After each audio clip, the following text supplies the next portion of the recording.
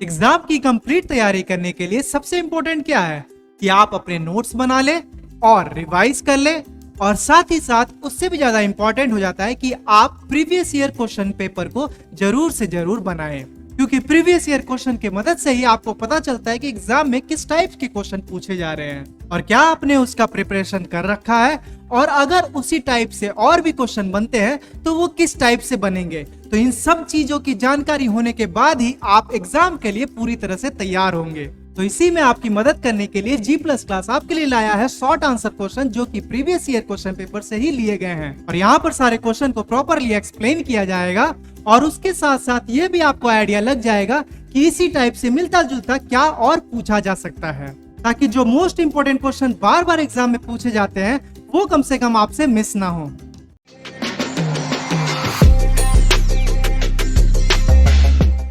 Hello friends, तो session को start करने से पहले I would like to thank you all of you, क्योंकि आप लोगों के सपोर्ट और प्यार की मदद से ही हमारा चैनल जो हैक हो गया था वो वापस आ चुका है।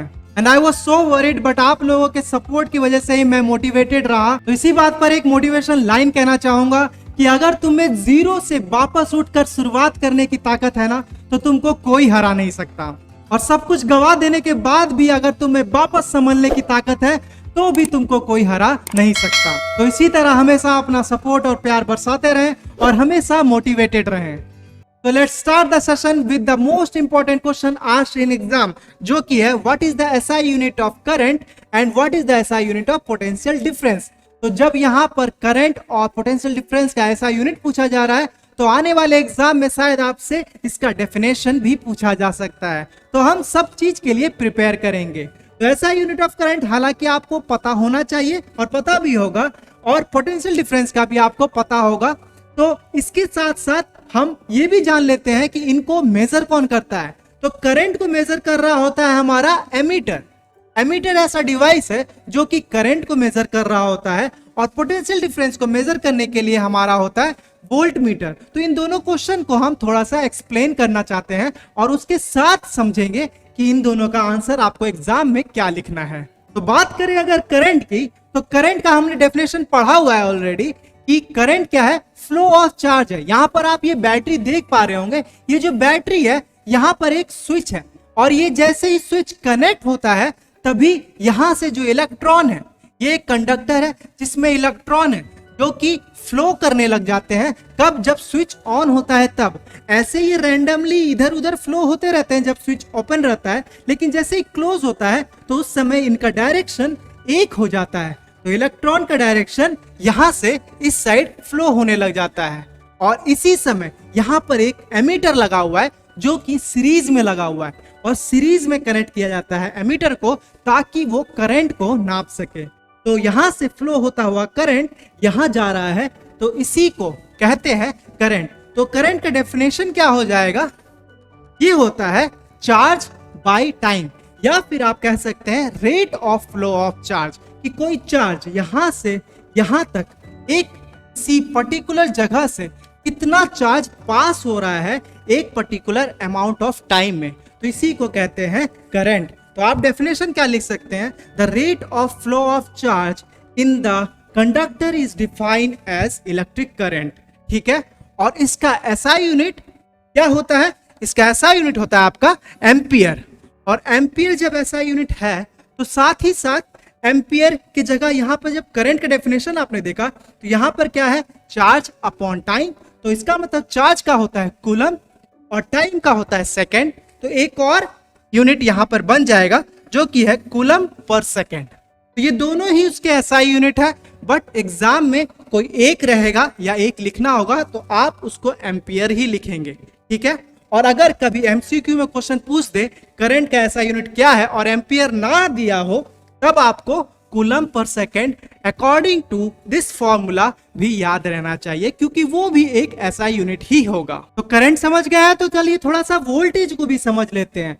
वोल्टेज बोले तो पोटेंशियल डिफरेंस, वो मेजर करने के लिए आपको एक वोल्ट मीटर चाहिए, जो कि आप हमेशा 2 पॉइंट के बीच में लगाते हैं। जैसे अगर इस बैटरी के अक्रॉस लगाना है तो यहाँ पर लगाइएगा, और अगर इस बल्ब के अक्रॉस वोल्टेज नापना है तो ऐसे लगाइएगा। तो ये हमेशा पैरेलल में कनेक्ट होता है, वोल्ट मीटर हमेशा पैरेलल में कनेक्ट होता है और ये हमेशा वोल्टेज नापता है। और वोल्टेज नापने के लिए आपका जो फॉर्मूला बनता है वो क्या बनता है, V इक्वल टू W/Q, जो कि है वर्क डन अपॉन चार्ज।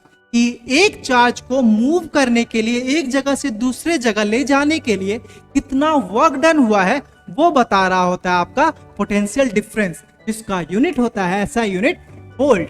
ठीक है, तो अगर आपको डेफिनेशन वाइज लिखना है तो the work done to move a unit of charge from one point to other is defined as potential difference. तो यहाँ पर आप सब कुछ समझ गए और यहाँ पर जैसा क्वेश्चन पूछा हुआ था तो इसका आंसर आप क्या लिखेंगे, define the SI unit of current और पोटेंशियल डिफरेंस का, कि एसआई यूनिट ऑफ करंट होता है एम्पियर और SI unit of potential difference होता है वोल्ट। तो ये हो गया पहला का आंसर। और दूसरा का आंसर कि how are volt meter and ammeter is connected into the circuit, कि वोल्ट मीटर और एमीटर कैसे सर्किट में कनेक्ट किया जाता है। तो जैसा कि आपको अभी पता चला कि वोल्ट मीटर पैरेलल में कनेक्ट किया जाता है और एमीटर करंट नापता है, इसीलिए उसको सीरीज में कनेक्ट किया जाता है। और एक और चीज यहाँ पर कभी कभी एग्जाम में पूछ देता है कि वोल्ट मीटर का रेजिस्टेंस और एमीटर का रेजिस्टेंस क्या होगा, तो ये भी जान लीजिए, क्योंकि वोल्ट मीटर पैरेलल में लगाता है और पैरेलल में लगाने के कारण आप प्लस और माइनस दोनों के बीच में कनेक्ट कर रहे हैं। जैसा कि आपने यहाँ पर देखा कि हम जो वोल्ट मीटर था वो प्लस और माइनस के बीच में कनेक्ट कर रहे हैं, तो इसके कारण यहाँ का अगर रेजिस्टेंस ज्यादा नहीं होगा तो ये दोनों तो शॉर्ट सर्किट हो जाएगा।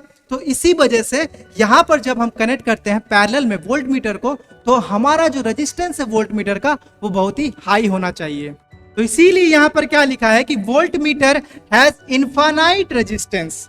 तो यहाँ का जो रेजिस्टेंस होता है बहुत ही ज्यादा होता है, और क्योंकि एमीटर को सीरीज में कनेक्ट किया जाता है और वहां पर करंट को वो ही लिमिट ना कर दे ताकि वो फ्लो ऑफ करंट को जारी रखे, तो इसीलिए उस समय एमीटर का रेजिस्टेंस जो है वो सीरीज में कनेक्ट किया जाता है और इसी वजह से उसका जो रेजिस्टेंस है वो बहुत ही लो होना चाहिए। ठीक है, एमीटर का रेजिस्टेंस बहुत ही लो होता है और वोल्ट मीटर का बहुत ही हाई रखा जाता है। तो चलिए अब चलते हैं हमारे नेक्स्ट क्वेश्चन पर, देखते हैं ये क्या पूछता है। What is the function of galvanometer in the circuit? तो गैल्वेनोमीटर का क्या फंक्शन होता है, वो किस लिए यूज किया जाता है, ये आपको बताना है। तो जैसा कि हमने magnetic effect of electric current में पढ़ा था कि गैल्वेनोमीटर का यूज किया जाता है करंट के डायरेक्शन को देखने के लिए। जब हम इंडक्शन यहाँ पर कर रहे होते हैं एक मैग्नेट की मदद से, जैसे यहाँ पर ये मैग्नेट जा रहा होता है तो उसी समय यहाँ पर करंट फ्लो होता है, एक करंट इंड्यूस होता है जो कि ये गैल्वेनोमीटर मेजर कर रहा होता है। ये बहुत ही स्मॉल अमाउंट ऑफ करंट को मेजर करता है। ये बात भी आप याद रखिएगा कि galvanometer always major a very small quantity of current. ठीक है, वेरी स्मॉल करंट को वो मेजर करता है और साथ ही साथ यहां पर वो डायरेक्शन को भी बता देता है, जब ये पॉजिटिव करंट हो या फिर जीरो करंट या फिर जब इधर आए तो ये नेगेटिव करंट को रिप्रेजेंट कर रहा होता है। तो गैल्वेनोमीटर का यूज क्या है ये तो समझ में आ गया, इसका आंसर रिटर्न में हम आगे देखेंगे। और साथ ही साथ ये क्वेश्चन भी देख लेते हैं। Mention the condition under which charges can move in a conductor, name the device which is used to maintain this condition in an electric circuit.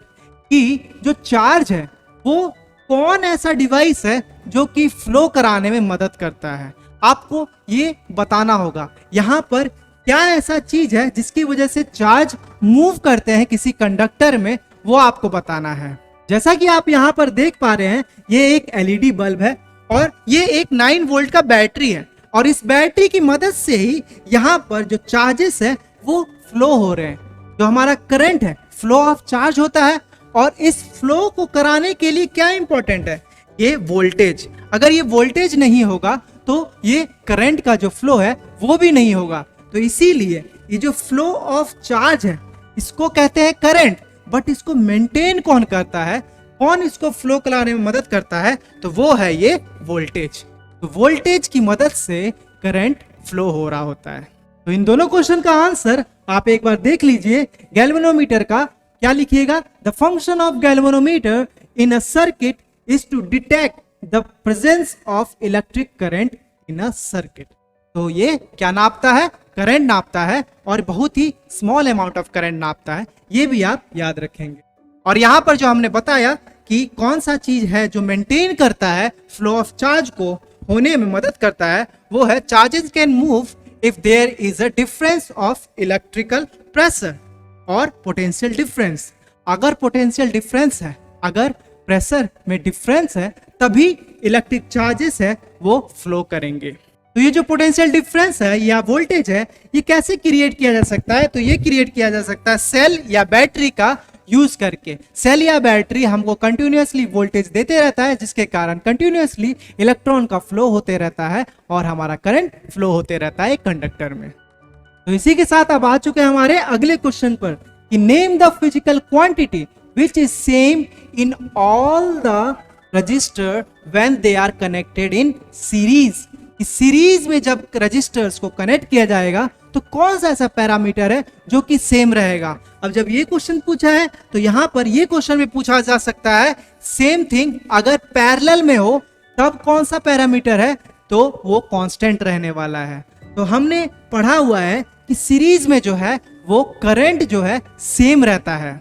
यहाँ पर आप जैसा कि देख पा रहे हैं कि एक बैटरी है और इस बैटरी से करंट फ्लो हो रहा होगा। कैसे हो रहा होगा? करंट यहां से होता हुआ जा रहा होगा और सेम करंट इस बल्ब से भी, इस बल्ब से भी और इस बल्ब से भी, और यहाँ पे होता हुआ ये वापस बैटरी में आ गया होगा।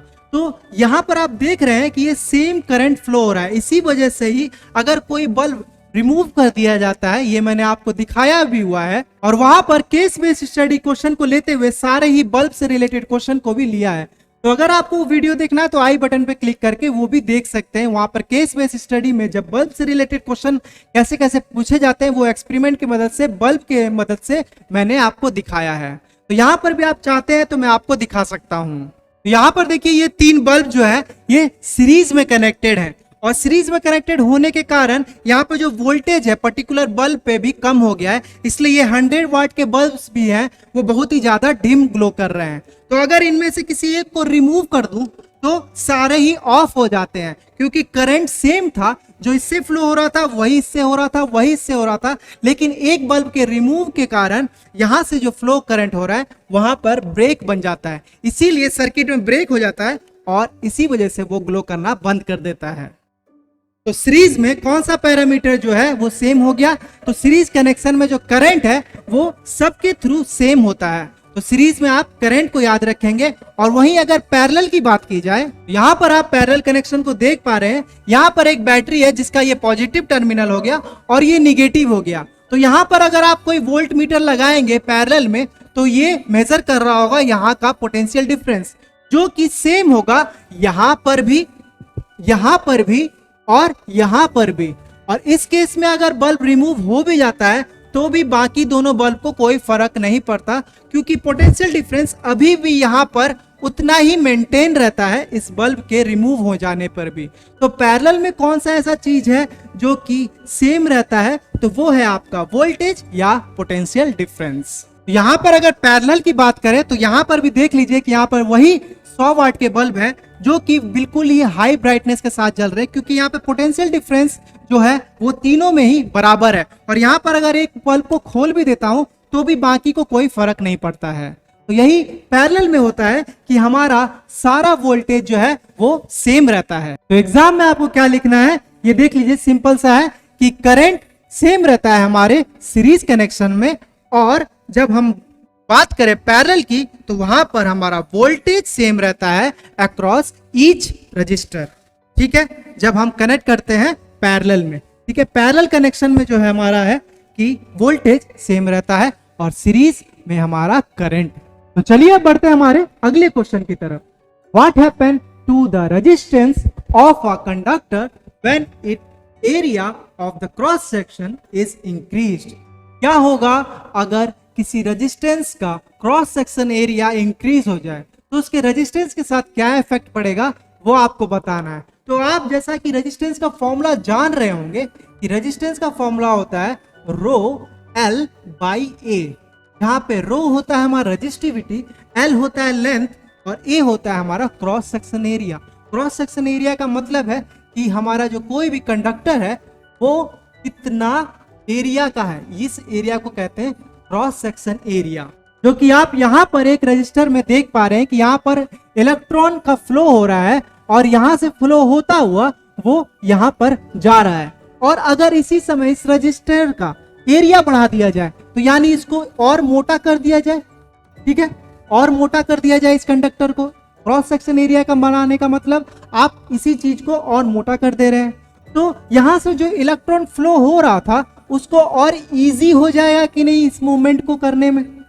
तो इलेक्ट्रॉन के फ्लो को इजी हो गया, तो इसका मतलब जो हमारा रजिस्टर था जो कि करंट को अपोज कर रहा था वो अब अपोजिशन कम करने लगेगा। तो इसीलिए जैसे ही हम यहाँ पर एरिया बढ़ा देते हैं, यानी अगर आप एग्जांपल समझे कि रोड पे आप जा रहे हैं और सड़क अगर चौड़ी हो तो आपको जाने में आसानी होगी, और अगर वहीं पर सड़क कम पतला हो तो वहां पर ट्रैफिक लग जाता है, ज्यादा जाम लग जाता है, दिक्कत हो जाती है। तो इसी से आप याद रख सकते हैं यहाँ पर कि क्रॉस सेक्शन एरिया बढ़ाने से रेजिस्टेंस हट जाता है, ठीक है। तो हमारा जो फॉर्मूला है उस फॉर्मूले से भी आपको पता चल रहा होगा, जो रेजिस्टेंस का फॉर्मूला भी बताया मैंने, रो एल बाई ए। तो यहाँ पर ये जो है इनवर्सली प्रोपोर्शन में है एरिया, तो ये अगर बढ़ेगा तो ये घटेगा, लेकिन रेजिस्टिविटी या लेंथ बढ़े तो वो डायरेक्टली प्रोपोर्शन है। इसी वजह से लेंथ बढ़ने पे हमारा रेजिस्टेंस बढ़ जाता है। वहीं अगर देखिए रास्ता अगर बड़ा हो जाए तो भी आपको दिक्कत बढ़ जाएगी, तो वहां पर लेंथ बढ़ जाए तो भी हमारा दिक्कत है, रेजिस्टेंस बढ़ेगा, लेकिन एरिया का बढ़े तो हमारा रेजिस्टेंस घटेगा। ये चीज आपको याद रखना है।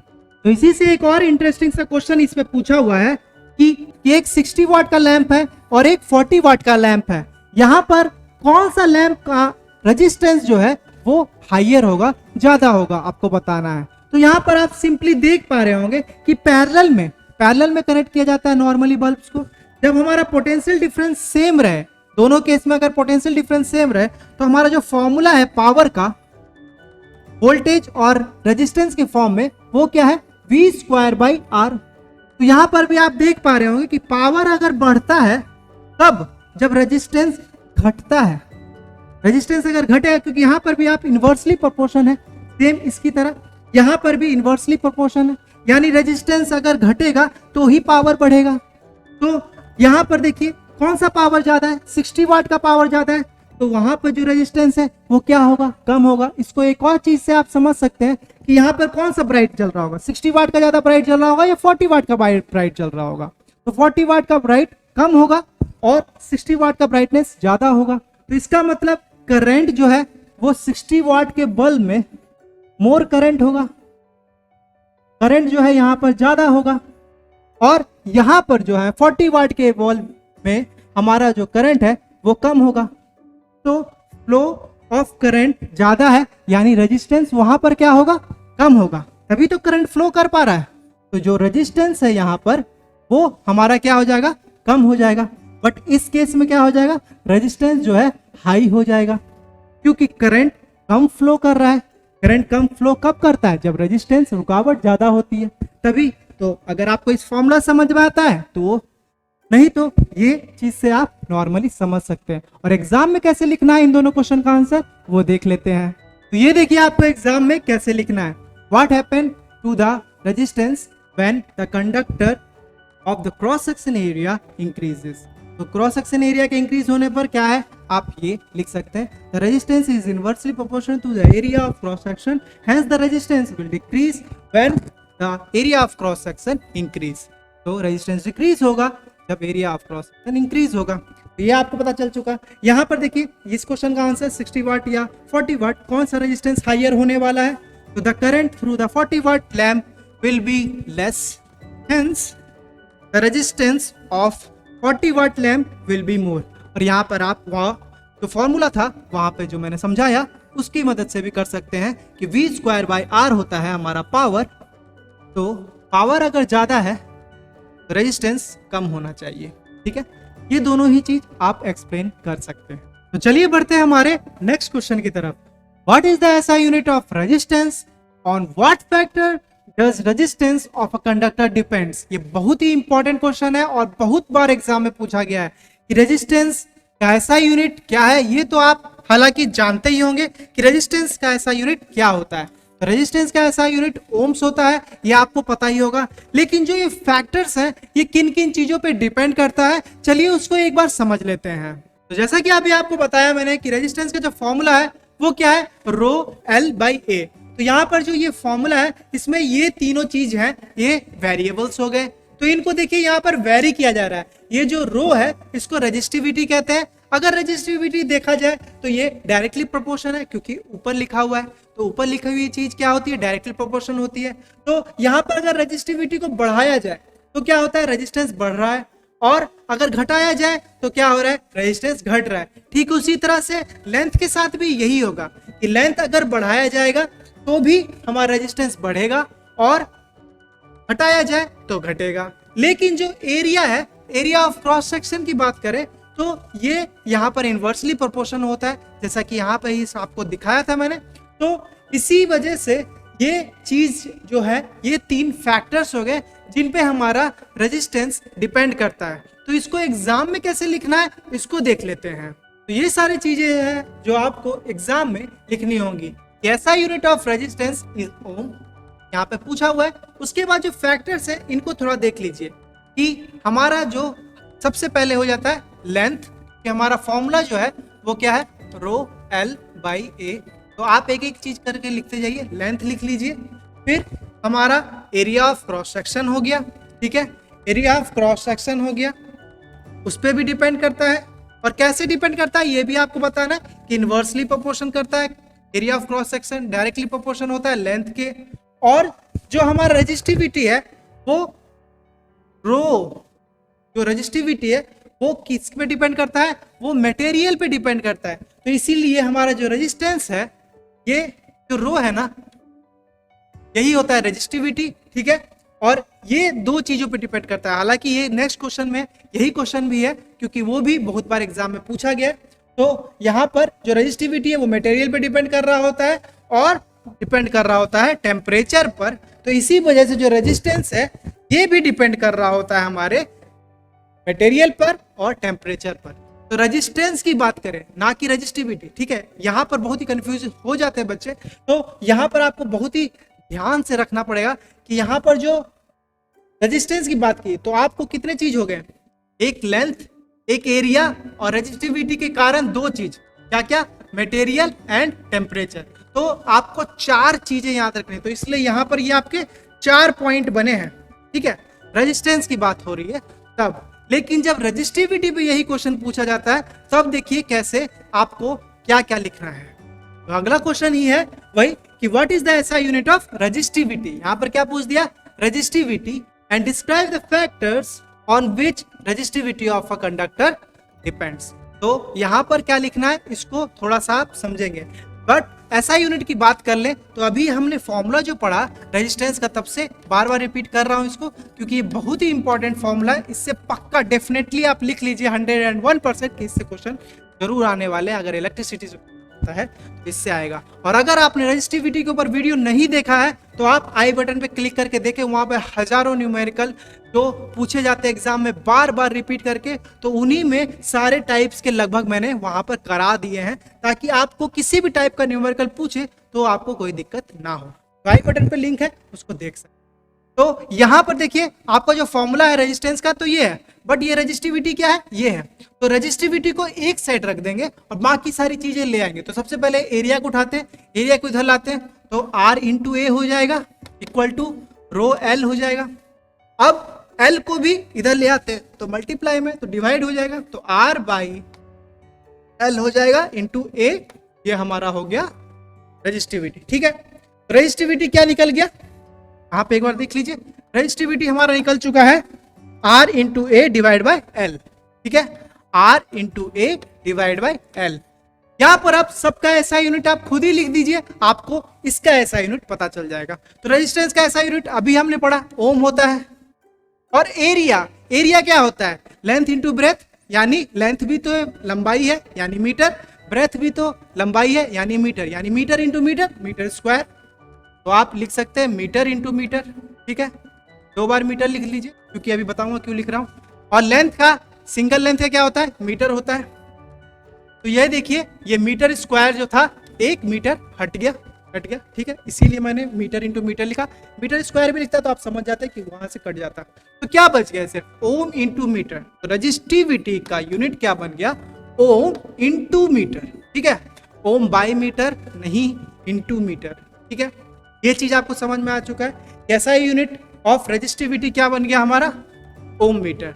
अब इसके फैक्टर्स जो है वो जान लेते हैं। यहां पर देख लीजिए, ये सारे फैक्टर्स हैं। यूनिट तो आपको पता चल गया, ओम मीटर है, और ये दो ही फैक्टर पे डिपेंड करता है। रजिस्टिविटी दो ही फैक्टर पे डिपेंड करता है। क्या क्या, एक मटेरियल, बहुत ही इंपॉर्टेंट, कि अगर मटेरियल चेंज हो जाए, जैसे गोल्ड से कॉपर हो जाए तो रजिस्टिविटी चेंज हो गया, ठीक है। तो रेजिस्टेंस भी चेंज होगा ही, क्योंकि रेजिस्टेंस तो रजिस्टिविटी पे डिपेंड करता ही है। लेकिन सिर्फ अगर रजिस्टिविटी की बात कर रही हो तो वहां पर क्या करना है आपको, सिर्फ रजिस्टिविटी में पूछा जाए तो सिर्फ और सिर्फ मटेरियल एंड टेम्परेचर, यही दो चीज है जो आपको मेंशन करना है। इन्हीं दो फैक्टर ही हैं रजिस्टिविटी के लिए जिन पर हमारा रजिस्टिविटी डिपेंड करता है। और ऐसा यूनिट तो आपको पता चल गया कैसे निकालना है और कैसे करना है। तो इसका हो गया ओम मीटर। तो बढ़ते हैं हमारे अगले क्वेश्चन की तरफ। अगला क्वेश्चन क्या कह रहा है, why are metals good conductor of electricity whereas glass is a bad conductor of electricity। ये तो बच्चे से ही पढ़ रहे आ रहे हैं, बच्चा वाला क्वेश्चन पूछ दिया। लेकिन आपको यहाँ पर रीजनिंग के साथ आंसर लिखना है कि इसका रीजन क्या है, ठीक है। हम तो पढ़ते आ रहे हैं कि ग्लास तो बैड कंडक्टर ऑफ इलेक्ट्रिसिटी होता है, लेकिन मेटल जो है गुड कंडक्टर ऑफ इलेक्ट्रिसिटी होता है। क्यों होता है, क्योंकि ये चीज आपको बहुत ही अच्छे से समझ में आ ही रहा होगा कि करंट क्या है, फ्लो ऑफ चार्ज है, और फ्लो ऑफ चार्ज होने के लिए हमको चाहिए फ्री इलेक्ट्रॉन। फ्री इलेक्ट्रॉन जब तक नहीं होंगे तब तक चार्ज फ्लो कैसे होंगे। तो फ्री इलेक्ट्रॉन कौन प्रोवाइड करता है, तो मेटल प्रोवाइड करता है। मेटल ऐसा चीज है जिसमें हमको फ्री इलेक्ट्रॉन मिल जाता है। बट ग्लास रॉड की बात करें या ग्लास की बात करें तो उसमें फ्री इलेक्ट्रॉन अवेलेबल नहीं हो पाते। इसी वजह से ग्लास जो है वो बैड कंडक्टर ऑफ इलेक्ट्रिसिटी बन जाता है, क्योंकि वो फ्री इलेक्ट्रॉन नहीं है। फ्री इलेक्ट्रॉन नहीं है तो करंट वो पास कौन कराएगा। तो इसी रीजन से हमारा जो ग्लास है वो बैड कंडक्टर ऑफ इलेक्ट्रिसिटी हो जाता है। यहीं पे जो सेकंड क्वेश्चन है ये भी देख लीजिए, why are alloy commonly used in electrical heating devices. ही रीजन, क्यों एलॉय का यूज किया जाता है हीटिंग डिवाइसेस में। जैसा कि आपने हीटर में देखा होगा, जो हमारा हीटर होता है वो किसका बना होता है, यहाँ पर एक हीटिंग एलिमेंट यूज किया जाता है। और ये जो हीटिंग एलिमेंट होता है ना, ये नाइक्रोम वायर का बना रहता है, ठीक है। नाइक्रोम यानी निकेल क्रोमियम, ठीक है। और इन दोनों को मिक्स करके क्या बनाया गया, एलॉय बनाया गया। इसी को एलॉय कहते हैं। दो या दो से अधिक मेटल्स को मिलाया जाता है तो वो एलॉय कहलाता है। तो ये एलॉय का बना होता है, ये क्यों इंपॉर्टेंट है। तो इसका जो आंसर लिखेंगे आप ये देख लीजिए कि एलॉय जो होता है वो प्योर मेटल की जगह पे यूज किया जाता है। किस केस में, हीटिंग डिवाइसेस के केस में, क्योंकि उनका जो होता है लो इलेक्ट्रिकल कंडक्टिविटी होता है। क्योंकि वो लो कंडक्टिविटी यानी हाई रजिस्टिविटी, ये दोनों टर्म एक दूसरे से अपोजिट है। कि अगर रजिस्टिविटी बढ़ेगा ना तो कंडक्टिविटी घटता है, ठीक है। तो यहां पर देखिए हमको रजिस्टिविटी हाई चाहिए ताकि रेजिस्टेंस भी हाई हो, क्योंकि हमारा जो हीटिंग एलिमेंट होता है उसका रेजिस्टेंस हाई होना चाहिए, ठीक है। तो हाई रेजिस्टेंस चाहिए या हाई रेजिस्टिविटी चाहिए, तो हाई रेजिस्टिविटी यानी लो कंडक्टिविटी, दोनों टर्म एक ही बात है, ठीक है। और एक और चीज कि हाई मेल्टिंग पॉइंट भी होना चाहिए, क्योंकि हीटर अगर जलाए बहुत गर्मी देता है, गर्मी देने के बाद अगर वो मेल्ट कर जाए तो फिर क्या फायदा। तो उसको विथस्टैंड करना चाहिए बहुत ही हाई टेम्परेचर को भी।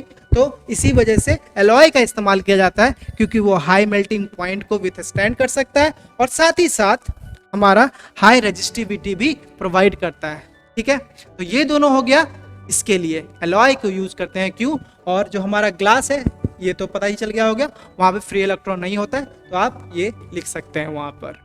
तो अगला क्वेश्चन देख लेते हैं क्या कह रहा है। यहाँ पर ये क्वेश्चन है, देखिए, give reason for the following. और यहाँ पर देखिए 3-3 क्वेश्चन पूछा है, एक ही क्वेश्चन में 3-3 क्वेश्चन पूछा है। और ये क्वेश्चन आपके एनसीईआरटी बुक के एक्सरसाइज क्वेश्चन का है। और अगर आपको एक्सरसाइज क्वेश्चन का पूरा आंसर देखना है सॉल्यूशन के साथ, तो आप यहाँ पे क्लिक करके वो भी देख सकते हैं। और हमारा जो प्लेलिस्ट है टर्म 2 एग्जाम के लिए, वहाँ पे 1 शॉट में फुल वीडियो हो गया, या फिर हमारा मैग्नेटिक इफेक्ट का भी फुल वीडियो हो गया। तो आप सब कुछ देख सकते हैं जो कि आपको सेकंड टर्म में बहुत ही इंपॉर्टेंट रहने वाला है। तो उस प्लेलिस्ट को जरूर फॉलो करें, ठीक है, यहाँ पर ये क्वेश्चन जो है, तीनों क्वेश्चन यहाँ देख लेते हैं। पहला क्वेश्चन है why are copper and aluminium wires are used in connecting wires. जो हमारे घर में वायरिंग होते हैं वो नॉर्मल कॉपर वायर या एल्यूमिनियम वायर का इस्तेमाल किया जाता है, ठीक है। जबकि सिल्वर भी अच्छा कंडक्टर है और गोल्ड भी है, वो दोनों यूज क्यों नहीं करते? क्योंकि वो तो बहुत महंगा होता है, ठीक है, इसी वजह से यूज नहीं किया जाता है, क्योंकि वो बहुत ही महंगा होता है, ठीक है। और उसके बाद जो आता है हमारा कॉपर, तो वो हमको फिजिबल अमाउंट में, वो भी हल्का, हालांकि महंगा ही होता है एल्यूमिनियम से देखा जाए तो, लेकिन वो अच्छा कंडक्टर ऑफ इलेक्ट्रिक करंट माना जाता है, तो इसलिए कॉपर का यूज किया जाता है। और एल्यूमिनियम कभी कभी जो बाहर लगाते हैं, कोई चोरी ना कर ले तो आपको ज़्यादा घाटा ना हो जाए, तो इसलिए एल्यूमिनियम का वायर जो आपका सर्विस में रहता है वो यूज़ किया जाता है। या फिर आप जो ट्रांसफार्मर से वायर, जो ट्रांसमिशन लाइन से देखते होंगे वायर जो आ रही है, वो भी एल्यूमिनियम का होता है, क्योंकि वहाँ से पूरा जो ट्रांसमिशन लाइन है, उतना लंबा लंबा लाइन अगर कॉपर के वायर से बिछाया जाए तो बहुत ही ज़्यादा महंगा पड़ जाएगा, तो इसीलिए वहाँ पे एल्यूमिनियम का यूज़ किया जाता है। तो ये तो हो गया आपका पहला का आंसर। सारे का आंसर वैसे रिटन फॉर्म में भी है, उसको हम देखेंगे, पहले समझ लेते हैं तीनों क्वेश्चन क्या कह रहा है। Why is tungsten is used for filament of electric bulb? Electric bulb जो होता है, अभी आपने जो देखा जलते हुए, उसमें टंगस्टन होता है। टंगस्टन क्यों यूज किया जाता है? तो एक पॉइंट इसका सबसे इंपॉर्टेंट है कि बल्ब में जो है ना, कि आपका जो फिलामेंट है वो बहुत ही ज्यादा ब्राइट जल रहा होता है, तो उस समय बहुत ही ज्यादा हाई टेम्परेचर पे भी रीच कर जाता है, और उस समय पे अगर वो मेल्ट कर जाए तो बल्ब तो फ्यूज हो जाएगा।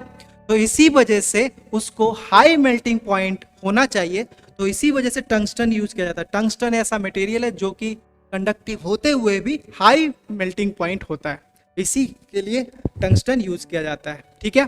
अब तीसरा क्वेश्चन क्या कह रहा है, why lead tin alloy is used for fuse wire.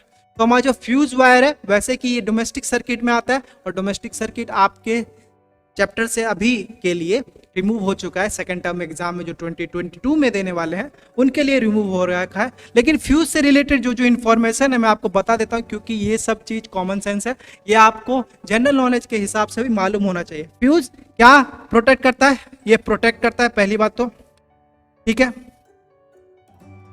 और किस चीज से प्रोटेक्शन करता है? ये ओवर करंट से। किससे करता है? ओवर करंट से। और कैसे लगा रहता है? सीरीज में लगा रहता है। और इससे क्वेश्चन पूछा जा सकता है, ठीक है, क्योंकि ये बहुत ही बेसिक्स है आपके लिए, इसीलिए डोमेस्टिक सर्किट भले हटा गया है, लेकिन मे भी ये क्वेश्चन आपसे पूछा जा सकता है, ठीक है, लेकिन आपको इसको याद रखना पड़ेगा। तो फ्यूज इन तीनों चीज से हमको बचा रहा होता है। फ्यूज के बारे में ये चीज याद रखिएगा, प्रोटेक्शन होता है ओवर करंट से, और सीरीज में कनेक्ट किया जाता है, जैसे एमीटर को कनेक्ट किया जाता है, क्योंकि एमीटर भी करंट को नाप रहा होता है और फ्यूज भी करंट से बचा रहा होता है, तो इसलिए याद रखेंगे कि ये सीरीज में कनेक्ट किया जाता है।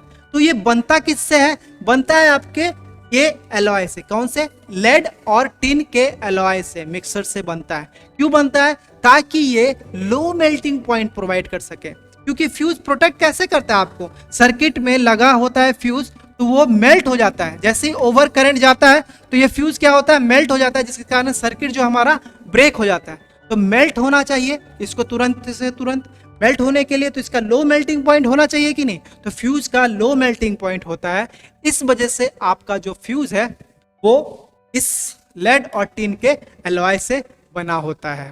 तो इन तीनों का आंसर आप एग्जाम में कैसे लिखेंगे ये देख लीजिए। पहला का क्या लिखना है आपको? क्योंकि ये गुड कंडक्टर ऑफ इलेक्ट्रिसिटी होते हैं और ये चीपली अवेलेबल भी होते हैं, ठीक है, इसीलिए।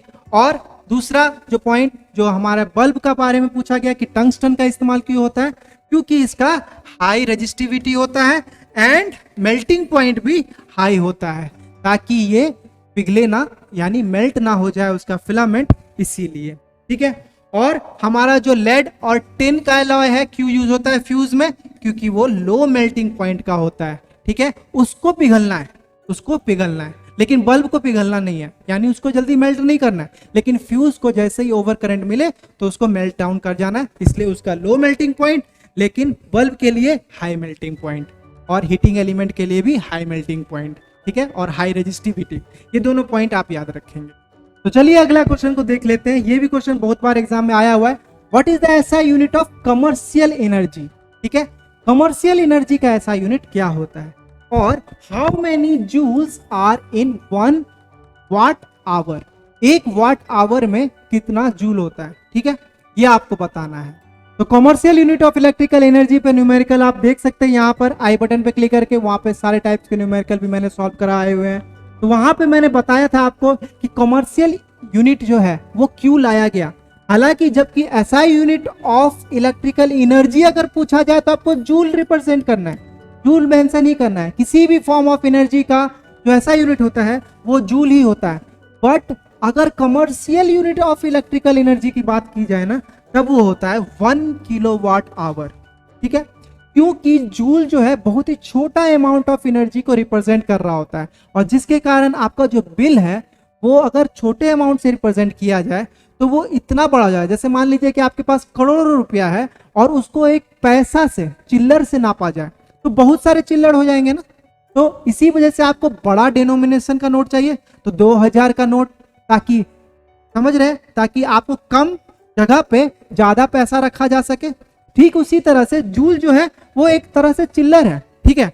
तो इन चिल्लरों को बड़ा वैल्यू चाहिए था, बड़ा अमाउंट चाहिए था, तो इसीलिए लाया गया 1 किलोवाट आवर, जो कि किसके बराबर होता है 1000 वाट का अगर हीटर ले लीजिए, ठीक है, उसको 1 घंटे तक चला दीजिए, तो जो अमाउंट ऑफ एनर्जी यूज होगा ना, कंज्यूम होगा ना, वही होगा आपका 1 किलोवाट आवर। और यही होता है आपका 1 यूनिट। जो आप बिजली का बिल देते हैं ना यूनिट के हिसाब से, तो आप जो 1 यूनिट अगर का 7 या 8 रुपया होता है, अलग अलग शहरों में अलग अलग है, तो उस हिसाब से देखा जाए कि 1000 वाट का हीटर आप 1 घंटे तक चला देंगे ना, तो आपका 1 यूनिट उठ जाएगा और जिसके 7 या 8 रुपए आपको लग जाएंगे। तो आपका बिल क्या आया, 1 यूनिट आया। लेकिन यही अगर जूल में होता ना तो आपका बिल कितना आता, देखिए सिर्फ 1 घंटा 1000 वाट चला तो आपका बिल आता इतना बड़ा, 3.6 इंटू 10 टू द पावर 6।